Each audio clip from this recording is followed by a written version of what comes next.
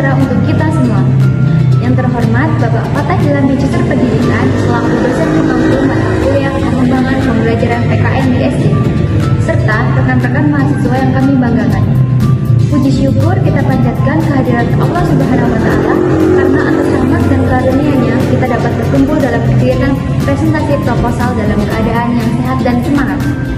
Izin memperkenalkan diri, saya Nova Aprilia Riona, NPM 150 selaku moderator, serta kedua rekan saya yang bernama Feby Utari, NPM 127, dan Atifa Azukrof, NPM 223. Pada kesempatan ini, kami akan memaparkan hasil penelitian kami yang berjudul Pengembangan Pop-up Book Interaktif sebagai Media Pembelajaran PKN, Materi Hak dan Kewajiban Negara di Kelas 4 Sekolah Dasar.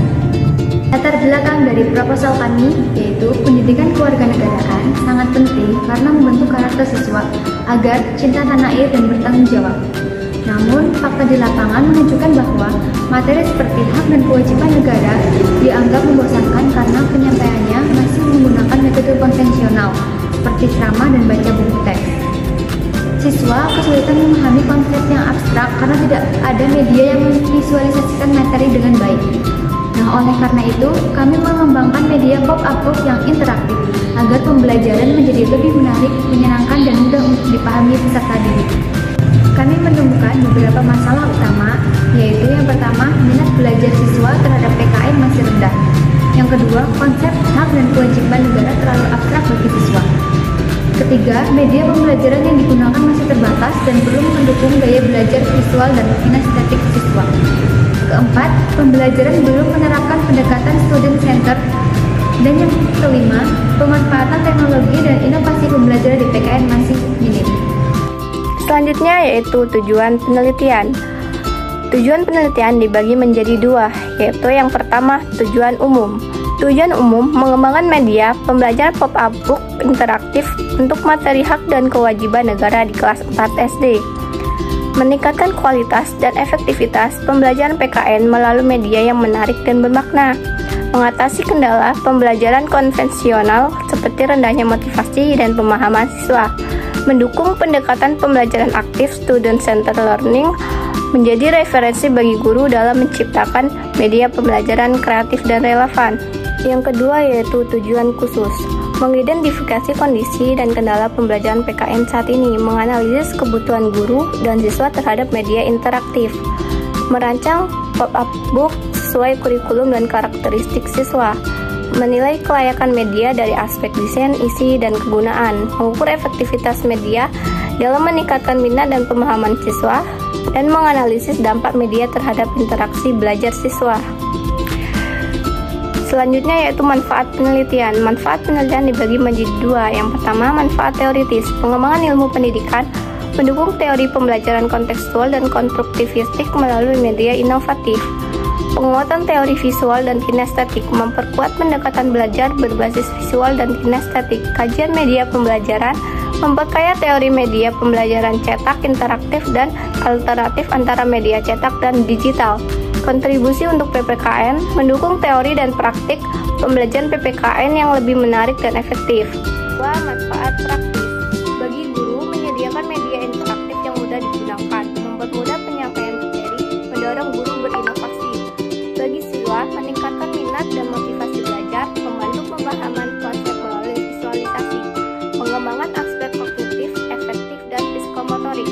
Bagi sekolah, menjadi contoh praktik baik dalam inovasi pembelajaran, meningkatkan citra sekolah, dan dapat dijadikan referensi dalam pelatihan guru. Selanjutnya yaitu kajian pustaka.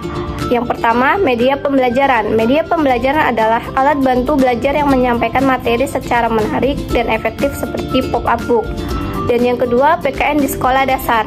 PKN membentuk karakter siswa agar cinta tanah air dan paham hak serta kewajibannya. Yang ketiga, hak dan kewajiban negara. Negara berhak menjalankan pemerintahan dan wajib memberi layanan publik. Warga wajib patuh hukum dan berkontribusi. Yang keempat, pop-up book. Buku ketiga yang menarik, interaktif, dan efektif memvisualisasikan materi abstrak. Dan yang terakhir, kerangka konsep. Pop-up book cocok untuk siswa sekolah dasar yang butuh pembelajaran konkret dan menyenangkan sesuai pendekatan kurikulum 13. Selanjutnya, metode penelitian. Penelitian ini merupakan penelitian dan pengembangan R&D yang bertujuan menghasilkan media pop-up book digital untuk pembelajaran PKN siswa kelas 4 SD. Model yang digunakan adalah model ADDI yang terdiri dari 5 tahap utama. Yang pertama, analisis, identifikasi, kebutuhan, tujuan pembelajaran, dan karakteristik siswa. Yang kedua, desain, merancang media, menyusun desain produk, lembaran validasi, dan angket. Yang ketiga, pengembangan, membuat pop-up book serta melakukan uji validasi dan revisi.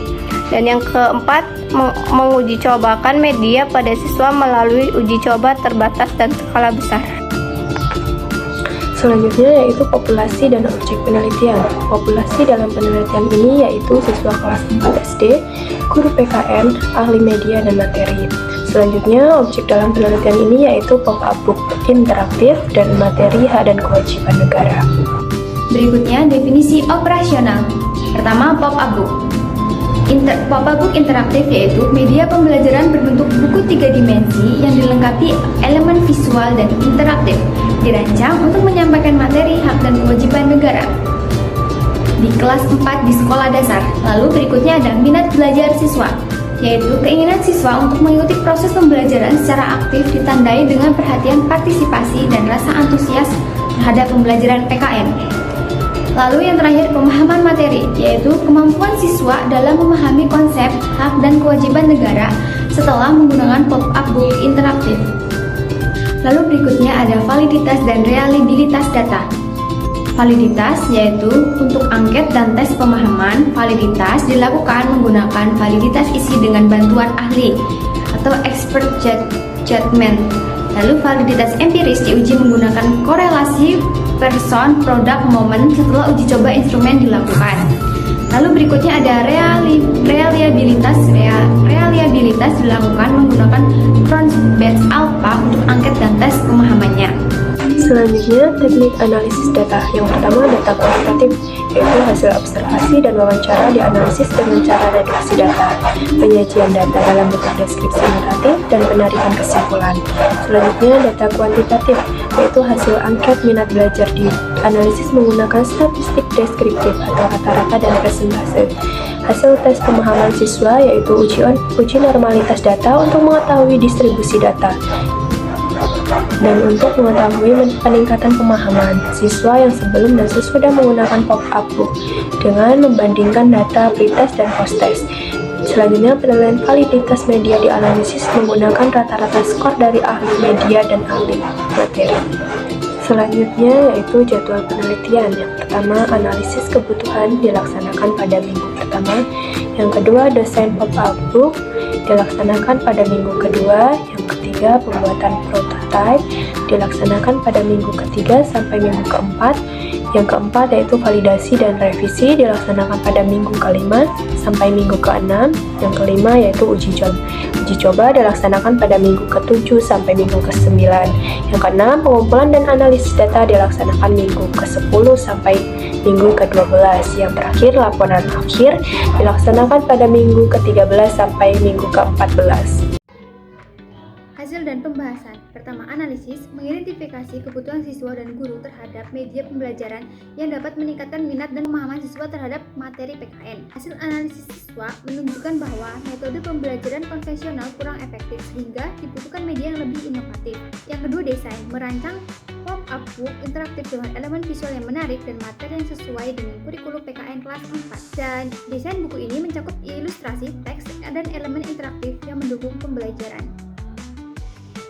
Lalu berikutnya, pengembangan, yaitu mewujudkan prototipe menjadi produk fisik yang kemudian divalidasi oleh ahli media pembelajaran dan ahli materi PKN.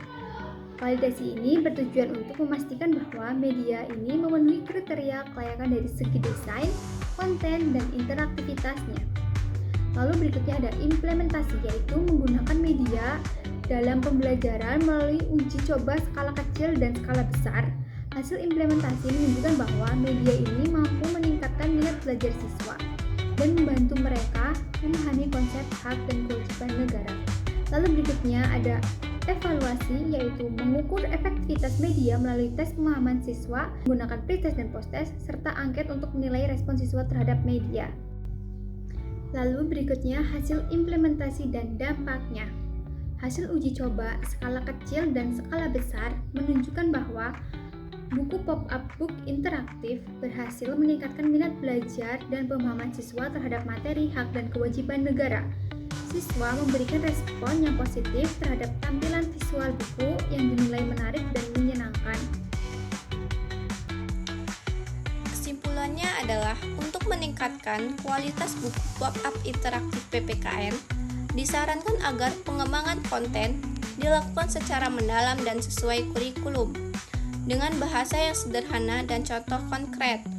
Desain visual perlu dibuat menarik dan interaktif, serta dilengkapi fitur tambahan seperti kuis atau permainan. Dibutuhkan juga panduan penggunaan bagi guru, serta penyebarluasan hasil melalui berbagai media. Pengembangan berkelanjutan perlu mempertimbangkan aspek biaya, bahan, serta integrasi teknologi seperti AR atau FR dan keterampilan abad ke-21. Selanjutnya yaitu saran pengembangan buku pop-up interaktif sebagai media pembelajaran PPKN kelas 4 sekolah dasar terbukti efektif dalam meningkatkan minat, keterlibatan, dan pemahaman siswa terhadap materi hak dan kewajiban negara. Melalui pendekatan model ADI, media ini dirancang secara sistematis dan mendapat dukungan dari berbagai pihak. Secara teoritis, penelitian ini memperkaya literatur pembelajaran visual dan aktif. Secara praktis, memberikan alternatif inovatif bagi guru dalam menciptakan pembelajaran yang lebih menyenangkan dan bermakna. Baik, selanjutnya di sini saya akan menjelaskan tentang produk yang sudah kelompok kami buat, yakni pop-up book tentang hak dan kewajiban. Pada slide pertama, ada pengertian kewajiban.